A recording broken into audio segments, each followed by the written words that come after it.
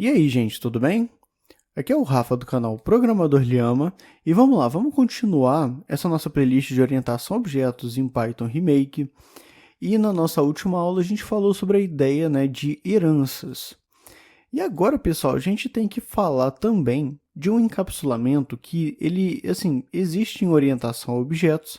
Em Python ele é um pouquinho diferente, mas faz sentido a gente falar sobre isso aqui para ficar, guardado e você entender em outros contextos também.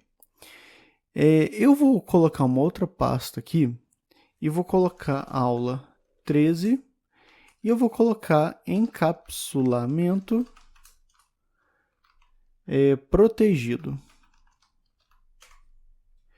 E pessoal, essa ideia do encapsulamento protegido é exatamente o terceiro e último tipo de encapsulamento que nós temos.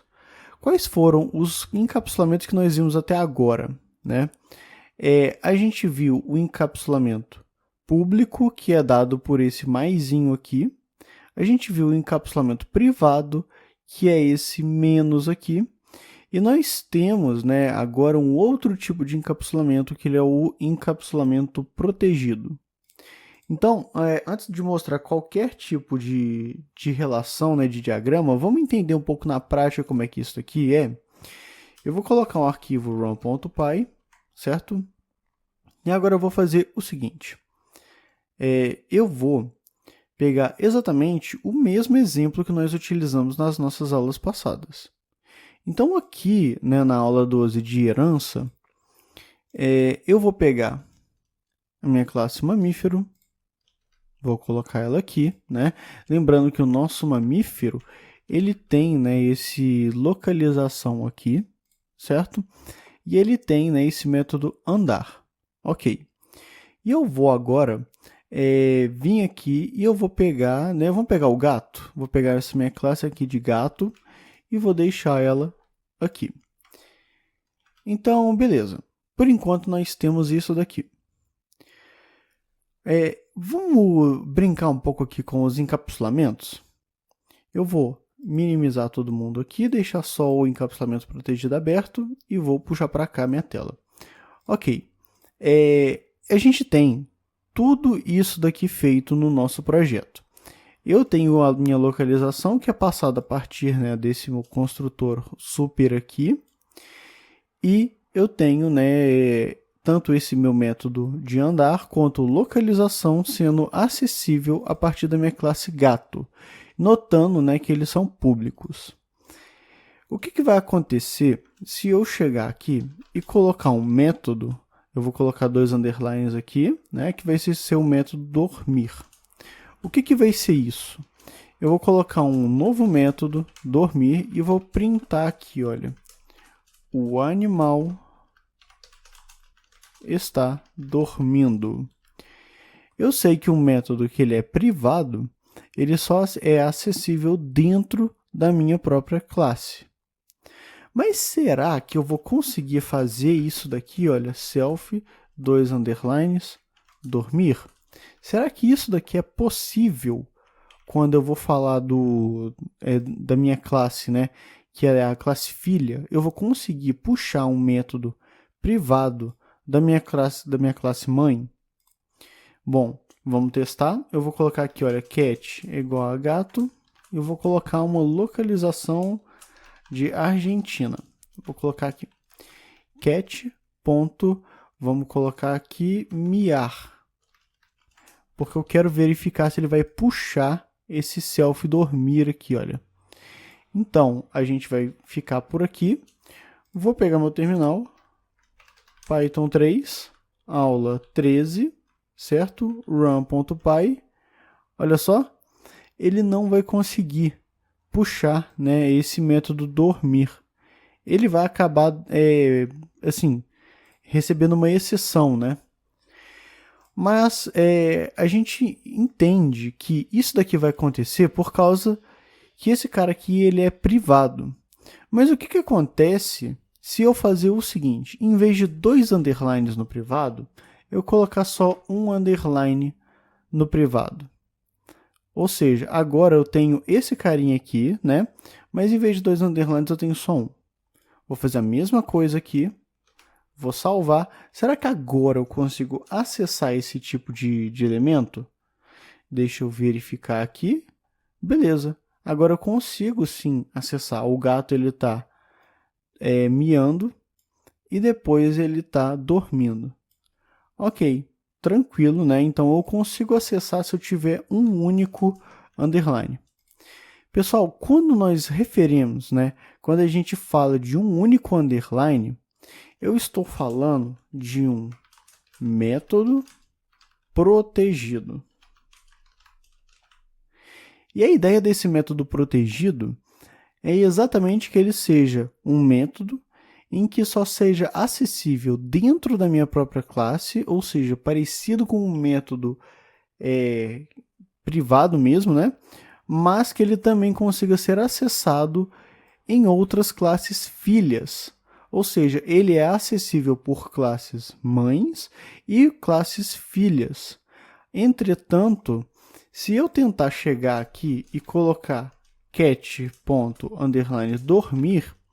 isso daqui eu vou colocar até mesmo como um comentário, deveria dar erro.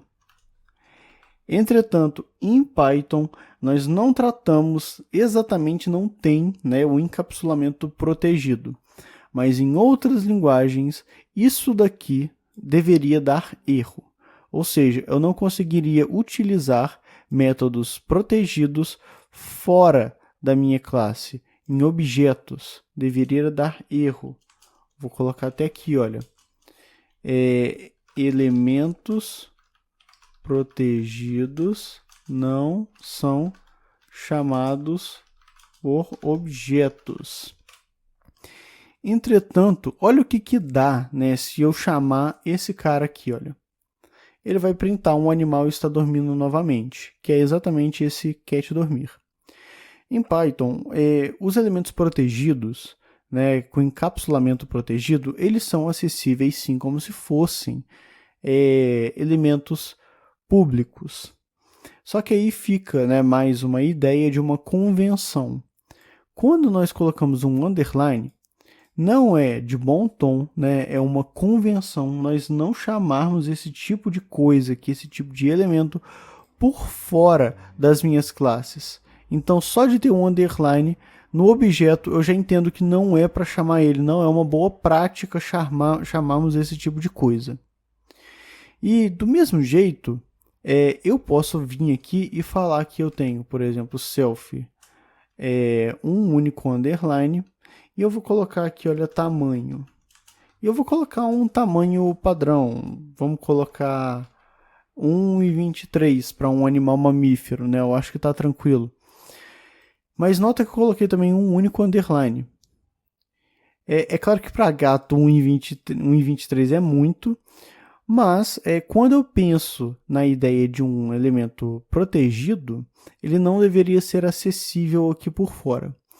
Só que esse método aqui, não, esse atributo aqui, perdão, tamanho, ele vai ser acessível aqui dentro da minha classe gato, ou seja, eu posso fazer sim esse print e colocar aqui, olha, self underline tamanho, certo? Eu vou conseguir acessar isso dentro da minha classe filha, como eu também vou conseguir acessar aqui por fora, que é cat.tamanho, certo? E eu vou fazer um print desse atributo. E eu vou colocar aqui também, né? Elementos protegidos não são chamados por objetos. Indicando que deveria ser um erro, né? Que nós não deveríamos fazer esse tipo de utilização. Então, olha aqui, printei, né? O animal está dormindo e o tamanho dele, e aqui embaixo novamente mostrando que a gente está utilizando, né, fora da nossa classe esses elementos protegidos. Então, vai ficar mesmo como uma convenção, pessoal. Em Python, realmente isso é uma convenção, não utilizar nada que tem underline aqui, né, nos nossos objetos. Embora fique um pouco claro, né, fica um pouco intuitivo que se eu tiver dormir com dois underlines, né, se ele fosse, né, um método privado, eu não tenho acesso, mas se eu tiver ele com um único underline, aí sim eu tenho acesso pelas minhas classes filhas. E eu quero mostrar aqui, pessoal, um diagramazinho para a gente entender a ideia do protegido. Olha só. Eu tenho aqui os meus encapsulamentos.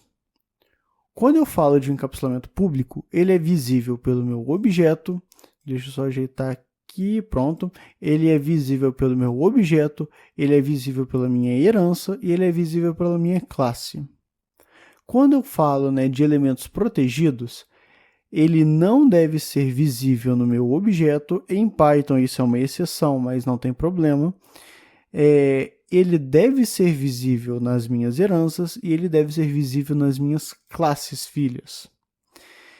E eu tenho aqui, no encapsulamento privado, que ele não é visível pelos meus objetos, ele não é visível pela minha herança, mas ele é visível dentro da minha própria classe. Então isso daqui é um esquema bem tranquilinho para a gente entender um pouco sobre essa parte dos encapsulamentos que nós temos em orientação a objetos. E agora, pessoal, eu vou mostrar um outro diagrama. E nesse outro diagrama, a gente vai entender um pouco mais de como que funciona, essa referência do elemento, do encapsulamento protegido. Eu vou puxar aqui e olha só.